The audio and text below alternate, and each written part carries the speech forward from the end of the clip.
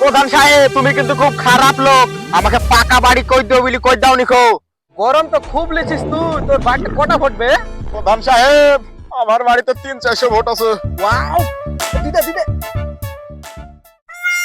এই যে ধর 1 লাখ টাকা, ওদের আমাকে সব ভোট জ্বালা দিস হবে। একটা হবে না, আরো কিছু লাগবে। এই দিলে আমার 150 বিঘি সম্পত্তি সব দলিল, ভোট জ্বালা সব আমাকে দিস হবে। হবে না। তুই আর কি লিবি বল? প্রধান সাহেব তোমার বউ তো খুব সুন্দর দেখতে, তোমার বউটাকে দিয়ে দিও। আরে ছুড়া, তুই এই কথা বলছিস সেই কাল থেকেই। নাম্বার 2 92 এই নাম্বার আমার বোর। আর হ্যাঁ, এতে কাবিল নাম আছে, বাড়িকে চেঞ্জ করলিস, তাহলে ভোটটা আমাকে দিস, চলি গেল। তোমার বউ তো ভালোই সুন্দর ছবি গো। প্রধান সাহেব তুমি কি করে বেড়াইছো?